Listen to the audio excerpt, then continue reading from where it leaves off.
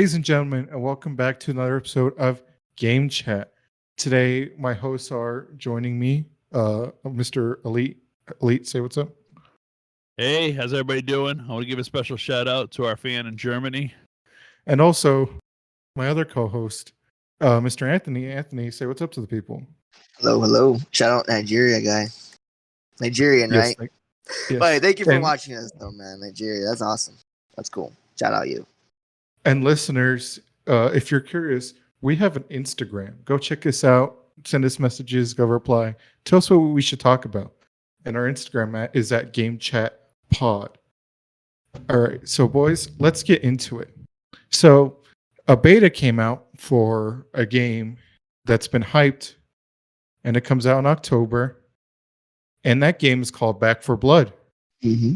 And what Back 4 Blood has been hyped about is that it's from the creators of the Left 4 Dead franchise, and it's aiming to be maybe the replacement for Left 4 Dead.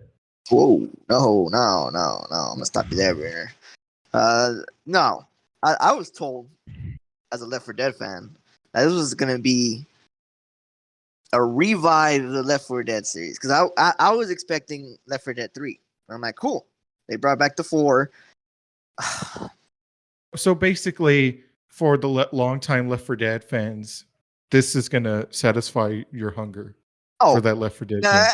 I don't know. Well, hold on, let me finish. So that's what they try to market. That's what they're saying. Oh, okay, yeah. That's what they were promoting. That's exactly what they're promoting. That's what I was promoted, dude. That's why I was excited for this game. That's what we were that's where we believed. Mm-hmm. So all of us have played the beta, correct? Yes, sir. Yes.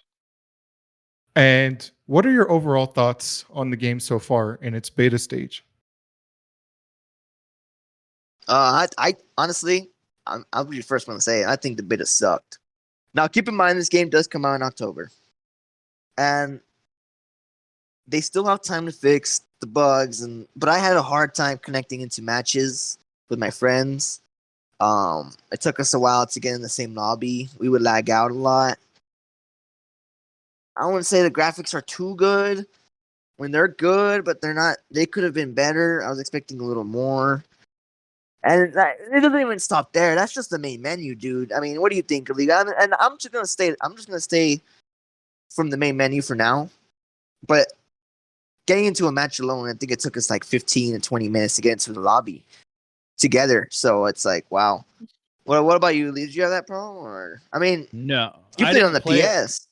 I played on the PlayStation, and I also played it on the PC. So really? I played it. Yeah. And I had none of those issues, but I didn't play with anybody. So I didn't have to, I wasn't connecting with people. I apparently got a totally different impression of the game than you, and makes me also wonder if it's an Xbox thing. Ooh. Because I thought on the PlayStation, I am not a big Left 4 Dead fan. I bought Left 4 Dead just because you played it and you would play it. So that's the only reason I bought it. I never was a big fan of it. I always thought it was kind of like going back in time to play games. You know, to me, it kind of felt like an old school game as opposed to a newer version of a game. And I'm like, oh, this is pretty cool. I already pre-ordered it on both systems. Oh, wow. So I think your I give overall it a thoughts 9. I give it a 9 out of a 10. Really? Yeah. Wow. But it's coming on Game Pass. On the Xbox. Yeah. So I played it like twice. We had one matchmaking error. Very interesting. You know, it says from the people who made Left 4 Dead, right? But to me, it looks like they took more influence from World War Z than they did Left 4 Dead. Like the only thing that I felt was Left 4 Dead was going into the safe house, you know, in each level. Yeah, and that's switching to weapons fast. You get to shop and buy what weapon you want. I thought that was really great, as opposed to in the past, you always seem to be like, oh, some asshole's got the short end of the stick. So somebody's walking around with a baseball bat when everybody else has got an automatic weapon or a shotgun. You know what I'm saying? So now you can kind of get your own weapon, whatever you choose. It's a little bit more to it. To me, I thought it seemed for me not to have like issues. I got dropped into the first time I played it. I got dropped into a pretty cool lobby with a couple people that were on mics, and they just seemed to be really excited about playing. I kind of polled them what they thought. Everybody seemed to really like it. And then when I played on the PC, I ended up playing with one of the same people who was on PC earlier on PlayStation. So we kind of connected playing that same game again. Didn't really have any issues. So one concern I have is you said something I didn't even realize, Anthony. I didn't know that game was being dropped on Game Pass. Yeah. And I wonder if, because it's a free game, quote unquote, because you pay for Game Pass. Yeah, $15 a month, yes. You know, maybe they're not putting as much into it as they are on the other systems. You know what? Honestly, I would totally believe that because the experience we had, I was telling Brunner, I can't see myself playing this more than a weekend. Like I just get bored too fast, and like you said about the buying the weapons thing, I just think, and honestly, I see where you're coming from, how people get the short end of the stick, but I just like it, like the classic, find your own weapons, like Apocalypse, like you're on your own. I guess that's kind of just my type, but like I'm not really like the one. I don't believe in money in zombie games. Does that make sense? Like, yeah, because there's no money would have there would be no value for money. Yeah, in an apocalypse. But that's just my personal opinion, honestly. And I was telling Bruno I'd rather go play Left 4 Dead 2 again if I'm gonna be playing this. And you might be right because the servers were day one. But you also got to look at it too, Anthony. And this is kind of where I always have this, you know, kind of like how we had a conversation a couple weeks ago about Batman. It's just kind of you love that game. That's one of your favorite games, and it's kind of your go-to game it's like comfort food. You know what I'm saying? It's like macaroni and cheese to an 8-year-old. Yeah. it's so you always have a special place for it. Oh yeah. And it's kind of why people are still playing. To me, that's Mario Brothers. I'll sit and play Super Mario Bros., the original 8-bit game, for hours because to me, I had great memories of playing that game. And so you probably have some of that going into it. And so you kind of have a little bit more invested into this game than I do. I'm looking at it as, hey, is this a good game? You know, is this worth $60 to me? And I think to me, yeah, it's worth $60. Would I see myself playing it? Could I see myself playing it with you guys and see myself playing it with Sean? Yeah. Okay, so to go back to your point on the money in the game, it's like, yeah, World War Z had that where you could like upgrade your weapons, and I like that. You know, you could buy an extended mags, and it's like, and you go into the game with that. You go into the game with the things you've purchased. But you know, the good thing about Left 4 Dead was it's like you just showed up. Here's some guns on the table. Here's a med kit, and then go.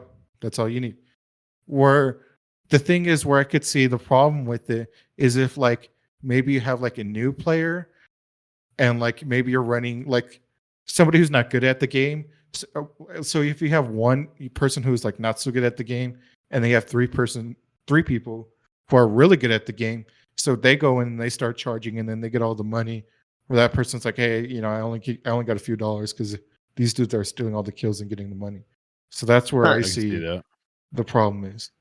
And another thing too is, I'm not a big fan of like the camp that you load into, where it's like you go to this person and get this thing done, and then go to this thing and do this thing done. It's like, I just want, what level do you want? Invite your friends. What difficulty? Press play, or maybe edit. Reminded me of World War II that way. Remember that? Remember in World War II where there was that area you went to, like where you could go to watch movies and all that crap? Yeah. Okay, yeah. I want to go back to what Elite said about I'm a fan thing. I do agree, 100%. I am disappointed, and here's why I'm disappointed as a fan of Elite, because I was told as a fan that this would revive the series, and I was expecting. I'll admit I expected a little more, but and keep in mind all this is confirmed by the developers.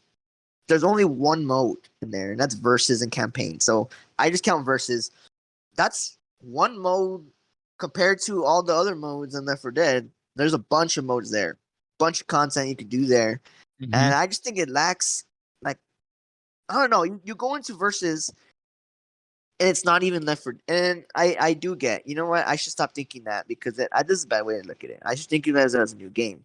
But I just don't like the roles and like 'cause in the end the zombies are gonna win. So it's like I don't know. That's just me though. I just don't like But- how there's only one mode and that's it. Like, I think you're also kind of confusing the fact you got to remember two things. One, it's a beta. but the and- developers already said that's it. Versus and that's it in the full game. Okay. I didn't know that. But to me, as I look at a lot of times when I play beta is when I play any beta, it's just I look at them as, okay, this is where they fix things.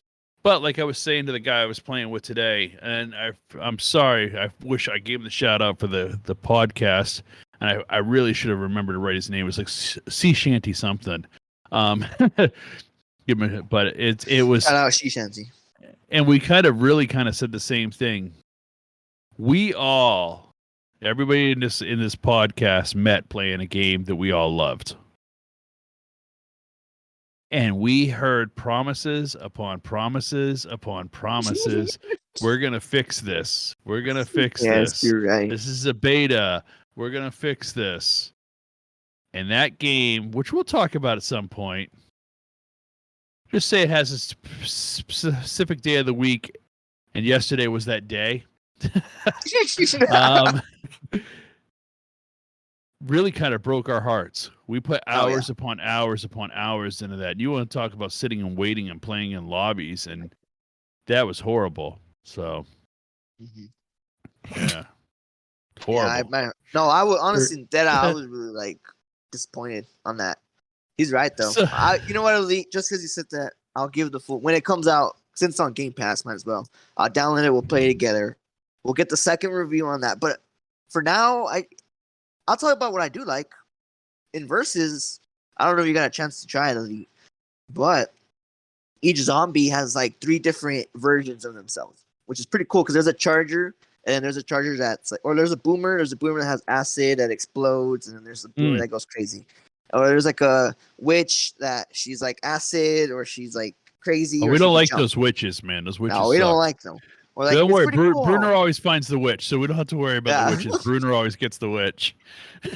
So I do like that about the game, honestly. That it is fun to be the zombies, but I just think if they add a little more modes, and I hope they do, and maybe they're just like teasing us or something. But honestly, the guns were I did like the feel of the guns. The characters I can see how they're likable. I think there's a little too many characters, a little 4 too many. There's only should be 4 in my opinion. I only played but- as 2, so I played as Holly, and I played as the older lady. I forget her name. I played as but I the thought Jack it- Black looking guy. I thought Put a it was picture on him on the wall. hilarious that this girl Holly was like cutting out these jokes, like, "Don't you get that close to me?" and like this, just like it was just funny little one-liners she kept saying. I thought it was a good game, man. I don't know. We'll see.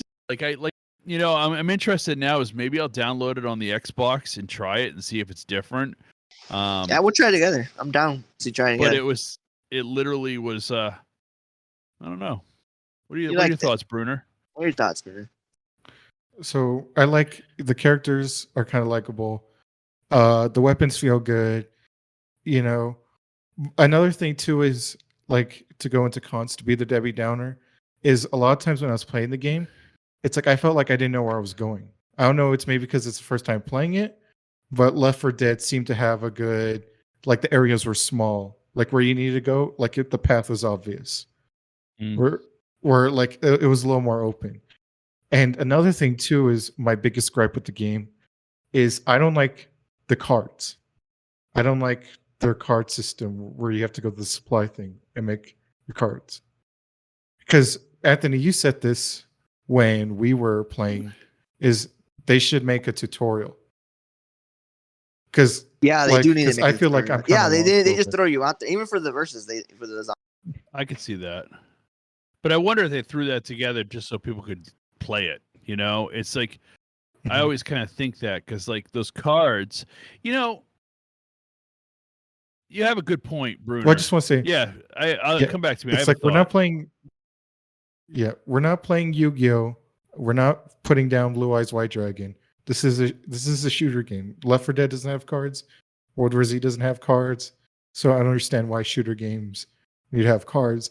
and like you just want to get into the action. It's like you don't want have time to read. It's like, all right, just put this thing there. Like I want to go in, so just put this thing down, equip it. But think about that. Let me take the word card away and let me put the word perk.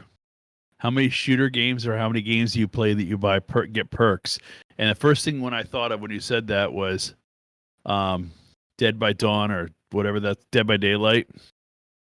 And with the perks. It's like I think what they did with this game, and maybe you hit it on the head, is they took pieces of a lot of games and kind of put it into one game. And maybe it's like a mashup almost. So it's like a mashup almost. So maybe that's some of the problem. But I guess I just looked beyond that, to be honest with you. It just I don't have expectations on these things anymore because I've been burned too many times now. Honestly, the game, you gotta give it this, okay? When in game, the servers were actually not that bad. It was mostly like loading up in there. You know what I mean? So for a beta, they pretty nailed that because they were expecting huge. And also, they already had a pre-beta because I heard if you bought the game before that, you could play the pre-beta or alpha, but I didn't get around to that. Oh yeah, you played it like a couple days. Yeah, before. a couple days, but like I saw like I won't say his name, but certain someone who wears Marvel hoodies was playing it. I don't know if you know who I'm talking about, Brunner. I think I do. But yeah, I think he knows what I'm talking about. But because you gotta keep in mind what other game is coming out in 2021 that everybody's looking forward to. Oh well, I have quite a few, but that's okay. With Madden 22 or what? I only have one. Which one? But then again, I'm on another system than you guys. Oh, that's fine. So. Yeah, that's fine. That's true. What's yours, Brunner? I was just saying because we were talking about a certain game that we all got into and how we met. Oh yeah. And then a game, hopefully, that will maybe improve upon the sins of that game. It was the Evil Dead game that's coming out. Yes. Where it takes some elements from that game where it's like you have 4 to 5 people, you have an objective, and then you try to get home. That's cool. We already have 3 right here, so.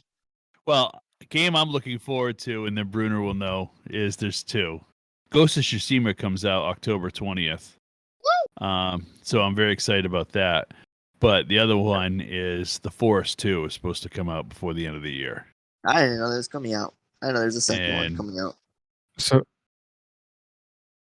So yeah, hopefully, I mean, there are not a lot of games, coming out on COVID. But another game series I kind of wanted to get into that I've never played before is Resident Evil. Do you guys know anything about Resident Evil? Well, I want to talk about one other game. I wanted to talk about one other game that just came out too. Before we go down the Resident Evil path. It was called Split. Oh, it's a free game that just came out. Help me out. Splitgate? Oh, Splitgate. Splitgate. Sir. Of course it's Splitgate. Everything has a gate. Quick Splitgate review. I like it. I just think announcers are a straight ripoff from Halo, dude. Straight ripoff from Halo. Like the announcers say everything like the exact same lines from Halo. But other than that, I think it's so cool and it's awesome. I thought it was a great concept. And so first of all, usually I stay away from those open world survival games like that, like Apex and Fortnite type stuff, like those games, just because I'm not usually pretty good at them. So first game I played of that, I got 3 gold medals.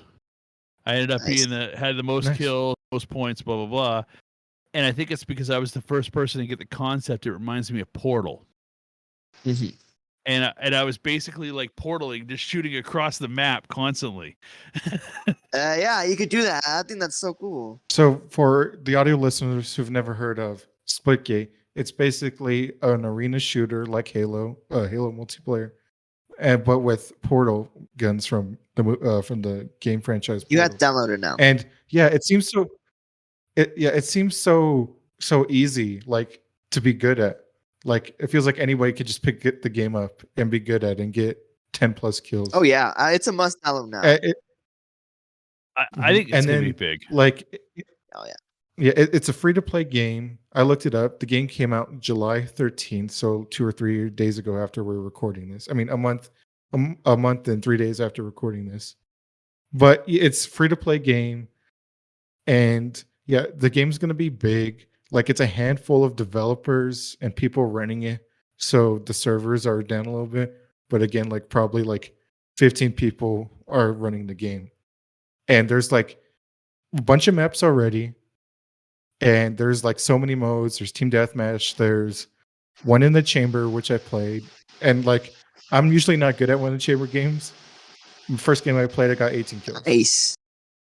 You go. And then they have a mode, like a capture the flag mode, but it's a ball. Oh, So which team ever holds onto the ball longest. That's fun. Yeah, you get the ball and you teleport. And then. Yeah. So if you could just get one dude to run with you and just go through portals. I'll send you some of my clips and we'll put it up on the stream right here. Dude, I got some funny ass kills dude through the portal, dude. I'll send you some of my clips. I would put it on here. It was to me as it kind of reminded me of. So there's two games that I've played in the past couple of years with friends that I thought were just great games for a period of time. Brawlhalla, and then the other one was Fall Guy. And it just seems to me like the type of game that you get 4 or 5 of your friends in there, and it would just be hilarious. Like today, I got 2 kills. I got a double kill by making a portal behind somebody, just shooting through the portal. I killed 2 people, and they didn't even know what hit them. And it was just exactly. like it's just like literally, it's a fun game. I think it's a fun game. It's fast paced, and I think it's going to catch on. I don't know how they can improve it and make money off of it. There's got to be a way of like some season passes, battle passes, or something coming out. Where maybe you get better guns. People have paid the $10 and their skins too. I saw a lot of people with skins. Yeah, and I'm glad because they're supporting. Shit guy. Yeah, but skins support the developers because in the end, the money just goes to them. You know what I mean? Like, I'll throw my $10 in. Absolutely, I enjoy the game, and like if you buy a skin or two, it really helps developers. Like that's the way because it's free to play, so it's like might as well put like a little $10 in there. That's the way I see it. Like if you want to support, if you like the game, buy an item and truly show them that you like it. That's the way I think is the way you can support them because they're small. Like Mirror said, like I have like 15 people. So they see that and they recognize like people are playing their game. So it's cool. Very cool. So let's go down the line real quick on scale of 1 to 10. What do you rate the game? We'll start with Delete. I'd probably give it a solid 8.5, 9. It's maybe even 9.5. I liked it. I could see myself playing it on a pretty regular basis. Yeah, I totally agree with I could totally see myself playing on a regular basis. I'm gonna have to give it a 9 out of 10 for sure. I also gave it a 9 out of 10. Taking 2 good concepts and somehow making it an original game. I hope the game's gonna be big. It's gonna be the next Apex, Fortnite. They need to change their announcer lines though, because it's like straight rip off from Halo. But that's why I give it a 9. But other than that, they can go big, and they will. They will, Brunner. Hey, they will. If it works, you stick with it. So let's talk about Resident Evil. He's never played Resident Evil movie. I can't believe it. Wow. I can't believe it. First off, recent news on Resident Evil, so that way our Germany guy knows that the Battle Royale mode that was supposed to come with Resident Evil 8 has been delayed till 2022, I believe. 2022. Can we get it? Hold on, let me get a Josh fact. Josh, 2022? 2022. That's a Josh fact from a Resident Evil hardcore fan. Yeah, so I never played the game. Didn't it come out like on the PS2, PS3, right? Originally, like what was the first console that came out? Original Resident Evil. I think the original Resident Evil was PS1. Really? I had it on a GameCube. My first Resident Evil was on GameCube. So, let me tell you a little story. First Resident Evil came out. When the first Resident Evil came out, it was cutting edge. It was just crazy because it was probably the scariest game ever made. Oh yeah, I was scared. I remember I was scared playing it. And I remember playing Resident Evil 2. Spoiler alert. and going into the Raccoon City police station and hearing a and all of a sudden a licker jumps off the wall at me, and I'm like, what in the beep is this? And it was the scariest jump scare I've ever had in a game in my life to this day. And I think we should play them. That's when we got hooked. Oh yeah, literally the storyline. I mean, come on. I mean, it's one thing I have to say that about Resident Evil is they were great till about Resident Evil 4. Very tight with the storyline. Yeah, it was just like one singular story. Right? Yep, it was like linear. Then they kind of went freelance about 5, 6, and 8. I haven't played 8 yet, to be honest with you. I think Anthony's the only one who played 8. But I don't know if that's really canon. Yeah, it is. It's connected. Yes, it is. Okay. So hold on. Can I ask a question? Oh yeah, go ahead. So, because Dead by Daylight came out with, the Resident Evil add-on characters, which were pretty cool. Mm-hmm. So, I know Chris Redfield. Yes. So who is Chris Redfield? Who's that other girl? And then Claire. Leon. Claire. I think that's okay, so Chris, that's Claire and Leon. Yeah, that's what I was about to say. So, I do agree because 1 through 4, it's Leon's story. Yes. Right. And then it's like Claire was in 2. Claire was in 2. Yeah. In 2. So Chris, you see Chris at 5. Honestly, they took the story into because they added Wesker. They started going with the Umbrella Corps. I honestly, personally liked 5. I didn't think it was scary. It was too much light. You're in Africa. It was like you weren't even fighting zombies. You're fighting like turned people, basically. And 6 was a letdown. I remember my brother was telling me that he was hyped for it. I remember he called my mom, like begging her to buy it, and she bought it. And then, I remember he was like, "This is not good." And because it was the first time Chris and Leon met, so it was cool. And we had Wesker's son, and that complicated the story. And then you go to 7, where they took approach. They revived the game with a new first-person mode. Like it's first-person now, and it's like now it's like Outcast or Outlast, right? It's like an Outlast type of vibe. It is still connected because I don't know if you noticed the Chris comes out in 7 and 8. Like he's involved in both stories. So Chris is in 8. You play as Chris in the new one. So I got a fun fact. I'm just reading right now on their Wikipedia page. So the company that made Resident Evil, everybody and their brother knew it. In the 1980s, they were kind of one of the biggest companies out there because they started the Street Fighter franchise. It's Capcom. Okay? So, and then they also introduced the Mega Man series, which was huge on Nintendo. Okay? So then they kind of did their first survival horror movie game, Resident Evil, came out in 1996 on the PS1. Then they started working on a version for it for the PS2, and the PS2 came out. And this is kind of interesting. I never knew this. They ended up not making that game at first, spinning it off. That became the Devil May Cry game. Oh. So Devil May Cry came out of this franchise and then started the whole Devil May Cry franchise. Wow. So, which is kind of interesting. And then they came back and made part 2, which I think, to me personally, I think part 2 was the best one. I think, in my opinion, the story mode and everything. But yeah, I just thought that was interesting when I just read that. Yeah, so that's another reason you guys brought up. Like I wanted to hop on the Resident Evil train, and then like Anthony said, like the story got complicated a little bit. And I always felt like it kind of went down that Final Fantasy path of stories where it's like, but it's like this person was this person all along, but this person did this and that, but this person was secretly behind that. Well, who is Leon and Chris and Claire? Can you guys quickly explain that? Leon was an agent for the president. He worked for the president. Chris was like a Schultz. He was in the field. Like he's a full-on military dude. Like they're two different people.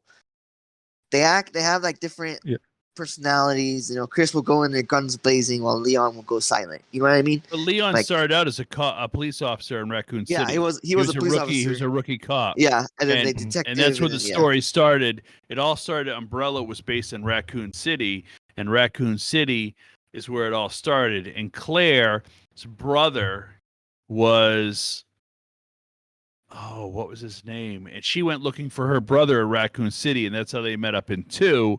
And that's how really the franchise, they kept building on them. I honestly think if for me, canon for that game is literally 1, 2, 3, 4, 7, 8. Wow. You know, Really? I mean, maybe 6. I think 5. You could take 5 out of the equation. I think it just was so weird. It just, I don't know. Well, yeah, it's because the thing was if you're gonna add 6, you had to add 5 because. I guess that's my point. It's like, but it's so weird. It's kind of but like, I'll give you this. They took a weird turn in 5, but it has to be canon because a lot of stuff happens in that game. Where it's like, I absolutely, I get it. It just like I think they jumped. It's where it jumped the shark for a minute and they brought it back. It kind of went this turn and they realized, whoa, we have a lot of fans that really like the way this was, and. You know, it's funny. It's like games like you brought up Final Fantasy, and I think there's a point when games get to they get so big, they get bigger than they really are. And I think what happens is you have to throw content out there. You know, what's your thoughts, Brun? So I've seen like YouTubers and Let's Players play 7 and 8. And like you guys said, it went from a different approach from third person to first person. Right.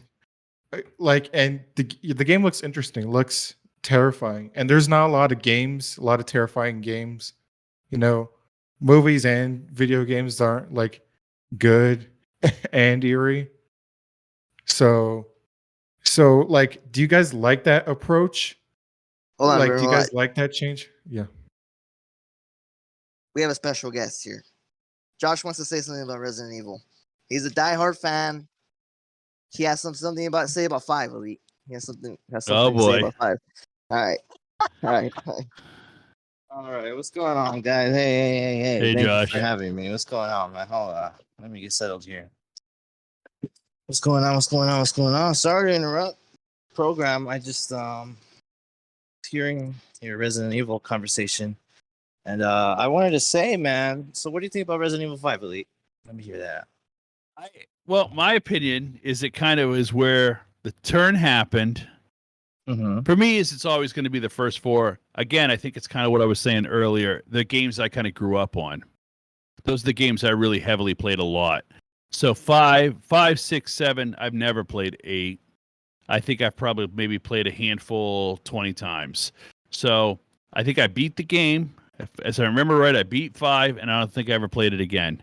So that's kind of my opinion. It was a good game. Makes sense. And what if I told you, Ellie, okay, hear me out. What if I told you Resident Evil 8 connects to all the Resident Evils? What if I told you that? Well, I'm sure it probably does. Of course, man. So let me explain. Long story short, spoiler alert. So the way it happens is the lady, I guess like the main evil girl, so she creates this virus, and so apparently you can do all kinds with this virus. So the guy at Resident Evil 5, I don't know if you remember, Wesker's with this girl and this old ass man. I don't even know who that old ass man was, but if you read the collections, like the papers you pick up during Resident Evil 8, that man actually stole that lady's virus and brought it to Resident Evil 5, and that was his version of his virus. Does that make sense? So that's why they're churned and fucked up, because that was his version. He tried creating a different, you know what I mean? Yeah. So that's basically how it is. So every different zombies that you see is just different versions of hers. Does that make sense? It does. And it's interesting to me is like I've always wondered, like, I would love to see be a fly on the wall in Capcom, and like when they write this story, do you think they literally kind of like, hey, we got 10, 15 games out of this, and they kind of know where they're like, maybe they know the end point and the beginning point, and they kind of figure out how to fill it. Most definitely, man. It's kind of crazy to me, like when they start to do these turns and it all comes together at the end. Because to me that makes sense, and maybe I have to play 8 just to kind of realize that. Right. Yeah, of course. But, yeah. And not even that, you have to pick up the collectibles to figure that out. You know, the game doesn't even tell you. So Yeah. that's my take, at least. I like how Capcom actually does fit every campaign, and supposedly the next one's going to be Ethan's daughter. That's the next one, and if they're going to Very go that cool. route, I think they're going to have to up their story a little bit. You know what I mean? Because I mean, vampires and werewolves, that's new in Resident Evil, but if you're not going to give me another Chris or full Leon story, I think you're going to have to up your game. You know what I mean? Yeah, absolutely, absolutely. Especially because it's casual fans. You know what I mean? They're not really gonna know the stories. They're gonna want something cool to play. They want something on the upper level. So I think hopefully the next Resident Evil comes out a little more better than this one. So that's my take, guys. Yeah, we appreciate it. Thanks for coming on, Josh. All right, thank you, guys. Anthony's gonna hop back in. There you go. I'm always here. Josh, fun facts Thank coming you, soon. Josh, for coming on. Our Resident Evil correspondent. Josh, man of the street, all about Resident Evil. So going back to my original question, do you guys like the way this game's headed with the first person mode? I do. I like first yeah, person better I than do. third person. I do. I think it's more scarier. And to be honest with you, I think when they came out with the franchise, you didn't have a lot of first person games at that point. Maybe the technology wasn't really there and they kind of stayed with it. I don't know. I'm speaking just from facts of playing games at that point. You know, it's funny is I kind of set and, you know, in pre-production, we were kind of talking about another franchise. And now I sit a little bit more thinking about it. I don't think if Resident Evil didn't come out and have the success that it did, we wouldn't have had the Silent Hills, and we wouldn't have had maybe the Friday the 13th and, you know, the Evil Deads. They kind of created that horror video game genre, and it's kind of interesting. Yeah. When I sit and think about that, because they were kind of, to me, the first one I remember doing it, and then Silent Hill came out maybe about a year later. So, Yeah, I do agree. They did start a chain for other games, and Silent Hill wouldn't have that competition without Resident Evil. You think it's the same game? I think Silent Hill is a little more complex, a little more harder, but yeah, it's basically the same. Yeah, it's hilarious to me is that because Silent Hill. So, shout out to Pennsylvania, Western PA's in the house. There's a place in Pennsylvania that in the 60s caught on fire. There was a coal sparked underneath the ground in a coal mine. There was a spark, and basically, I think it's called like Citronella. I forget the name of the town in Pennsylvania, but to this day, it's still burning. Nobody can live there. Yeah, so it's just kind of interesting that Silent Hill, that's what that was based on, that's where they got the idea for the setting of Silent Hill for the town. And then they made the whole schoolhouse and everything. It's and good franchise, but to me it's kind of like Resident Evil was a better franchise. That's all. Oh, I agree. Better franchise. Okay. Better franchise. Their franchise that, you know, because I wasn't playing Resident Evil. Another franchise I was playing was the Assassin's Creed franchise.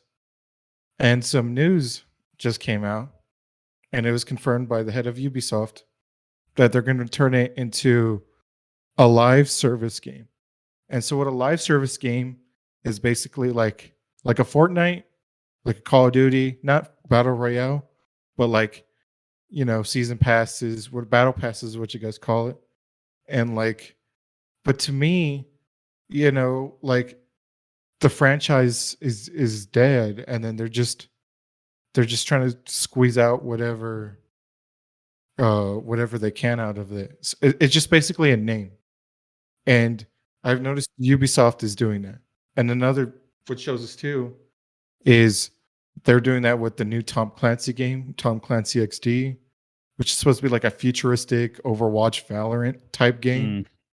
When Tom Clancy himself has nothing even to do with anything. They're just using his name to sell a video game. Because people know, oh, Tom Clancy, Rainbow, and, you know, Splinter Cell. Ghost Recon, exactly.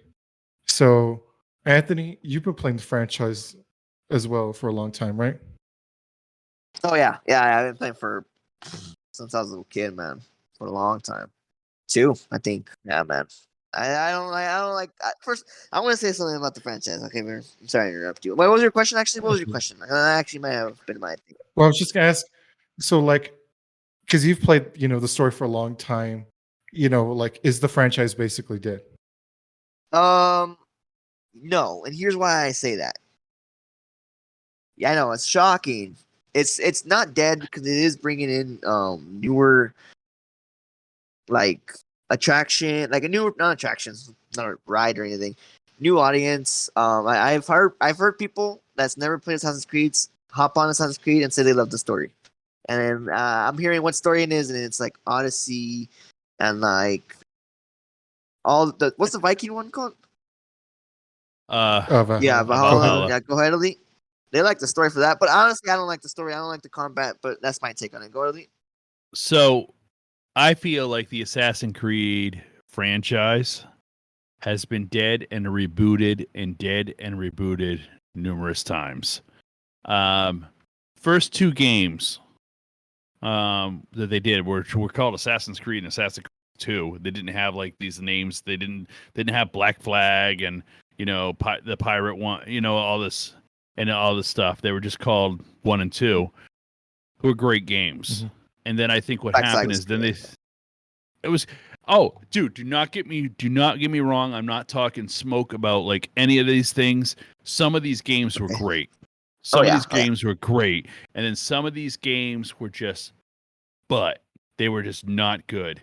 And I think what they've tried to do is cash in that Assassin's Creed name.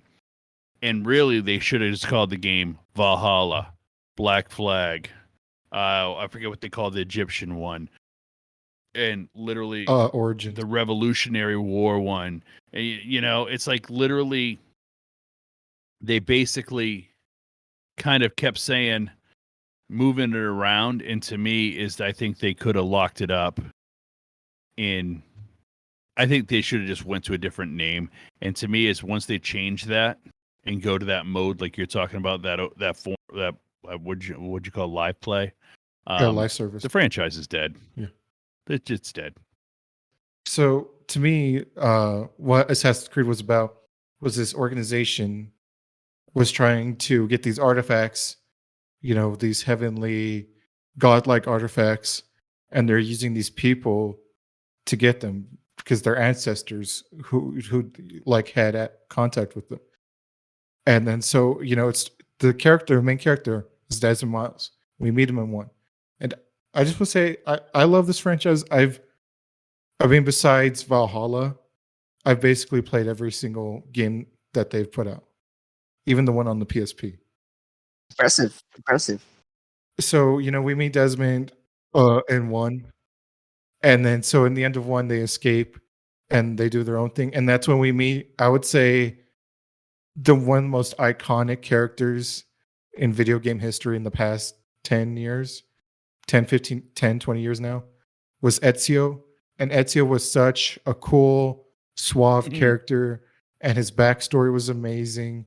We're in Italy, because in the first game we were in like the Holy Times, and then now in this game we're in 15th century Italy during Da Vinci times, and it's cool because Italy is such a beautiful place, and and like it introduces like parkour. I'm like, parkour, so cool. And the combat for the time was like really good. And then, and then we go on, the story continues for 2 more games with Ezio. And then so, Brotherhood, the next game that came out, like it was good. We're like, okay, we're in Rome. We were in a couple small towns, now we're in Rome. We're in the big. And then they continue the franchise, which to me, when they used a new engine, which kind of gave the franchise a little bit of a boost. They switched different engines when they went to Assassin's Creed 3. And that's where the game died. Because, spoiler alert, the game died when Desmond died. I agree with you there. Because Desmond was, it's his story. And I loved the setting, it's like, what, we've been in such, like high rooftop places and anything. Well, let's go back. Let's go to the Revolutionary War. And I'm like, yeah, I'm like, and we get to meet, George Washington, we get to meet Thomas Jefferson, Ben Franklin, like all these, U.S. heroes, and you get to do the Midnight Ride with Paul Revere. And I'm like, yeah, that's so cool. And then the story again, amazing story. And then Desmond gets killed off. He sacrifices himself. And then Black Flag, like Black Flag was the last good game. And I mean, if you want to talk about Assassin's Creed Rogue, I mean, it's whatever. But Black Flag, I'm actually gonna try Rogue. It's $10 on Xbox. I'm gonna try it out. but Black Flag, they took the naval combat. It's $9.99 too much. I mean, they took the naval combat and explored it more. That was in Assassin's Creed 3. Get to dual wield pistols, and it's expanding in the ocean. And then that's what they thought they could have done with the franchise going forward. And then Unity, I played Unity. Unity was good, but it had too many bugs. And then I could keep going, but Assassin's Creed Syndicate was the last of the original Assassin's Creed formula. And then when they went to Origins, and I was excited to play Origins, and it's just, my complaint with Origins was, it's just Egypt. It's dirt. There's nothing to climb. You're on camels. And then they introduced a system in Assassin's Creed where it's like, oh, you have to be this specific level. You can't kill them. You have to be this specific level. And I'm like, that's no fun. I'm like, the whole point of Assassin's Creed, dude, is, I'm this badass, and kill people. And I'm like, you're taking the fun away. I agree 100%. I think the first two, like the thing I thought about, like I always think about Assassin's Creed. When I always think Assassin's Creed, I think Assassin's Creed 1 and 2. And like I remember like it was all about like being stealthy and like just kind of going around. You really didn't have a lot. You started out like with a knife and you were just kind of like all this like, and it reminded me of another video game franchise I really heavily loved. I don't know if you ever played the games Thief. And it was kind of like, and it was kind of very similar. And that's what I thought I liked about it, was that there was like really one way to do everything. You had to figure out how that one way was to be stealthy enough to come in here and get in rooms and et cetera, so forth. And then they kind of went more, like I said, is they could have just called it Black Flag, stop the name. It would have been just as popular. Odyssey would have been just as popular. That's where you had the Greek gods, if I remember right. It would have been just as popular. They didn't have to call it Assassin's Creed, and I think they just kind of keep going back to the well. No, yeah, I do agree they would have the same success. Black Flag is amazing. Syndicate was alright. Syndicate was the last one I bought, honestly. Syndicate was the last one. But Assassin's Creed 3 will always have a place in my heart. That's the thing too, is like they've always been like try to be historic to the time period. And they finally Syndicate I enjoyed because they finally let you use like grappling hooks. So now you don't have to climb a huge wall. And then it was during the time of the revolution and not the Industrial Revolution in Britain. And then you had all these child workers, and all these child labor laws. So it's like, freed the kids from. They were low key annoying though. Yeah, but they're all weird and shit. And then and the Origin, it's factual. And then Origins, I was so excited because I'm like, they've taken, because they usually put one out once a year, and I could literally like if it came out in March, I could literally keep playing the game until March again of the next year. And I think like you said, Elite, like Odyssey, I was very excited for Odyssey. I actually got into that game a little bit, but then it just got boring because they went back to like, okay, what made the game popular? Like Black Flag, they loved the sea exploration of Black Flag, but like it's just the game is too big and it's not fun. Like I got bored, and I loved like Roman times and of Spartan and that period, but I'm like, yeah, too big of a world was too big, and that's what made Assassin's Creed so good.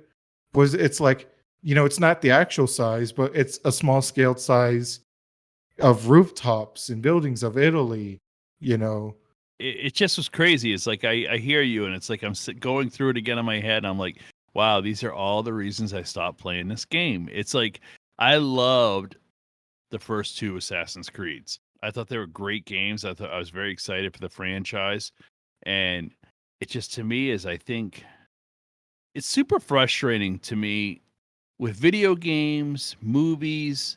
It's like, I think everybody has a hard time realizing when something ends, and then they start to just think about cash. I don't know. They would have had the same success. Stop calling it that. Let us keep what we love. Like Anthony gives a shout out a second ago. Assassin's Creed 3 is a special place in my heart. You know, everybody has this thing, and then it ends up getting ruined because they just beat it and beat it and beat it. And it's very frustrating. I wish they would listen to gamers and people that love their products more than just thinking about making money. No, yeah, it's a corporate game now. Yeah, it's a corporate game, man. The health bars, man. You know, your common enemies. It used to be a one hit, make you feel like a bad. You know, like Brunner was saying, you could like whip out your hidden blades and then quickly pull out. Now you gotta like actually punch. Like they have health bars. They're level 10 commons, and it's like you're level 3. Uh-huh. It's like you don't even feel like a badass anymore nowadays. You feel like the enemies ahead of you could kick your ass any day, and when you win, you feel like you survive if anything. Like I don't know, that's my take. I hate common enemies are hard now. Yeah, because they went to an RPG style combat and game where it's like, why just Ubisoft make their own RPG and not call it Assassin's Creed, whatever? And like, you know, it's just I very much don't like that. And then there's like a big crafting system where I'm like, yeah, there was a crafting system in Assassin's Creed, but that's all it is in these new games. And like Valhalla, and like, you know, I'm gonna give it a little pity points because it came out during COVID times. But I think since that game has came out, it's gone on sale like 30 times. I'm pretty sure it's on sale right now. Dude, we haven't had COVID for 5 years. It takes like 5 years to make a game, so it's. Well, I that's mean, just bullshit. like It was COVID times. Don't give them a pass. I mean, because like people's income aren't so high right now. Yeah, I get that. Let me ask you a question. If you could create a perfect game, like you just said something to me that is just kind of sitting in my head. If you could create a perfect game, what would that perfect game kind of be? Like for me, like I want a game. The whole purpose of me playing video games is it kind of takes me away from what I got to ordinarily do. It's for relaxation and to like hang out with friends. So I don't want to sit there and have to do complex crafting. I want to basically, there's times, believe it or not, I kind of want back to like the original NES controller. I just want 2 buttons and a friggin' D-pad. It's just kind of, it doesn't need to be super complicated. Just because you're given 12 buttons on a controller doesn't mean you have to use 12 buttons on a controller. Amen on that, dude. And I think what they're doing is overcomplicating things because technology lets you do these things now. And that's, I think, one of the problems where it kind of hurt that franchise a little bit. So, yeah, so like just closing thoughts, like, you know, just don't call it Assassin's Creed anymore. And I've seen that again. Exactly. With what's going to happen to another game that's in Ubisoft's titles is Watchdogs. Or Watchdogs 1 was such a good game. You know, people complain about the multiplayer, but it was a story-driven game. You know, it's like you said, described your story was amazing. Yeah, the story was amazing. Like you said, describe your perfect game. To me, it's a game that has a good story, like a Detroit Become Human or a Heavy Rain, where you get, or a Last of Us, where you get invested in the characters and like you want them to succeed, and then like you're scared if something bad happens to them, you know, and then you hope for a good ending. Where like again, that happened in Watch Dogs 1. And then so they improved. Ubisoft somehow improved. They made Watch Dogs 2, and they made it, which I thought was a great game. Yeah, Watch Dogs 2 was a great game because it's good. Because it was made in a perfect place, in the perfect setting, which is Silicon Valley, where all the apps are being made, where all the technology is being made. Like in the 50 promos for the show Silicon Valley, they say Silicon Valley is cradle innovation, and that's absolutely right, and that's perfect setting. Absolutely true. Perfect setting for the game. And then they're like, and you know, and the game ended, and then Watch Dogs Legion came out, and like, I don't know, it was just like they're like, it went to try to go like to a Grand Theft Auto 5 route where you can have like change characters, but like, oh, you can be 50 characters in this game. Mm-hmm. Where I'm like, oh, okay then. Why? Yeah, exactly. Why? I don't know. They just need to go back to the roots. Anthony, do you have anything you want to add to? Because you're a big fan of Watch Dogs. I like Watch Dogs 1 better. Yeah, I like Watch Dogs 1 better. No shame on Black Ops. The Watch Dogs 2, it's good. It's a good game. I haven't tried Legion yet. I do want to try that new DLC where it's Aiden Pierce comes back. So, but the one thing I do like about Watch Dogs 1 is that you could shut off the whole city's power. They don't have that in 2. And I like how you can surrender to the police and then turn it off and then escape. I thought they should have brought that back, but I mean, I heard Legion was a corporate grab. If you ask me what I want in a perfect game, I want day one servers to be spot on, and I heard those servers were not good. And like you said about the multiplayer, people complain about that, but they approved it in 2. There's just not really much to do in the hacker game with other friends, and I think people kind of got their hopes up, kind of expecting it to be GTA, and that's what kind of drove them to go that route in Legion, I'm assuming. So someone could debate the fans killed the game by demanding more, and we kind of got more when we should have asked for original. I don't know. I just think we should have had another Aiden Pierce story in Chicago. Maybe expand. Maybe he moves. Elite, were you gonna say something? Well, I was just gonna say, yeah, I agree with you on all points, and you brought up just a great point. I think the fans kill a lot of games because I think what happens is I think they forget just because they might be listening to the loudest fans because maybe there's fans that are local. Brunner just rattled off 4 games that to me are probably 4 of the best games I've played in the last 3 years. And for me, a lot of times I have games that I like to play with you guys that are like what I would call my friend games that really I'm just getting on there to say, hey, you know, what the hell's going on, Brunner? What the hell's going on, Anthony? Checking in and just hanging out with my friends. Or I have games that I'll turn on that I want to play solo. Okay? Like me and Brunner one time played Far Cry 5 and we played it multiplayer. And I was like, I love playing games with Brunner. But I was like, afterwards, I was like, dude, I never want to play that on multiplayer again. It ruined the game. Because I'd rather just play the story and just kind of do my own thing.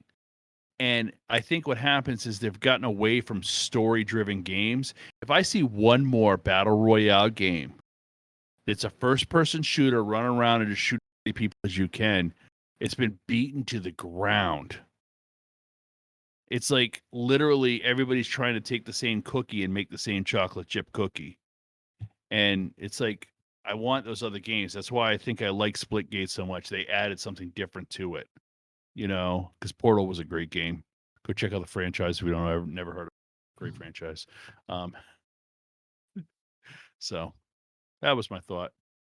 Like, if it wasn't for Rainbow, I think Ubisoft would be bankrupt with how poor these games are. Because I can tell you how much money have you put into Rainbow?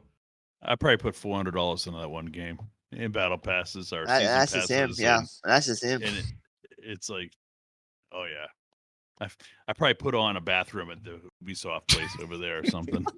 Installed a new coffee machine for them. So, and install some creamers at the side in there. Just like these Tom Clancy games, like, you know, like Ubisoft they're just going to put them on the shelves and not touch them again. So any last remarks before we go? Thanks for listening, like always. Shout out Germany and Nigeria. Check out our Instagram. Any thoughts? What you want to hear us talk about? Let me hear your thoughts. I would love to know other people's thoughts. Maybe we're just on an island. It's just us alone to have these thoughts. Who knows? We would love to hear those. Yes, we'd love to hear those thoughts. I agree on you there. All right. Thank you for listening. Thank you guys for listening, and we'll see you guys in the next one.